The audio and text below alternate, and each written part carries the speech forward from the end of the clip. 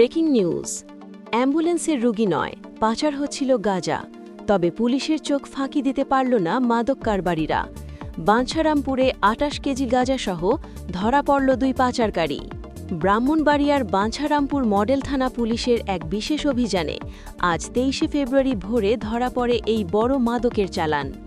গোপন সংবাদের ভিত্তিতে আইয়ুবপুর ইউনিয়নের করইকান্দি ফেরিঘাট এলাকায় চেকপোস্ট বসায় পুলিশ।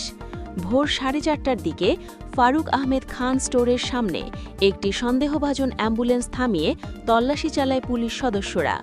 এ সময় অ্যাম্বুলেন্সের ভেতর থেকে উদ্ধার করা হয় ২৮ কেজি গাঁজা। সাথে সাথে জব্দ করা হয় মাদক পরিবহনে ব্যবহৃত অ্যাম্বুলেন্সটিও। গ্রেফতারকৃতরা হলেন শরীয়তপুরের মোহাম্মদ সোহাগ এবং রংপুরের মোহাম্মদ শাহাজুল ইসলাম। এদের মধ্যে সোহাগ বর্তমানে ঢাকার আগারগাঁও সুইপার কলোনিতে বসবাস করছিলেন। পুলিশ জানিয়েছে, তারা দীর্ঘদিন ধরে অ্যাম্বুলেন্স ব্যবহার করে আইনশৃঙ্খলা রক্ষাকারী বাহিনীর চোখ ফাঁকি দিয়ে মাদক পাচার করে আসছিল। উপস্থিত সাক্ষীদের সামনে বিধি মোতাবেক মাদকদ্রব্য ও গাড়িটি জব্দ করা হয়। বাঞ্ছারামপুর মডেল থানায় ইতিমধ্যে একটি মাদক মামলা রুজু করা হয়েছে এবং আসামিদের আদালতে প্রেরণের প্রক্রিয়া চলছে। বাঞ্ছারামপুর থেকে আতিকুর রহমানের পাঠানো তথ্য ও ভিডিওচিত্রে দৈনিক প্রবাহ নিউজ।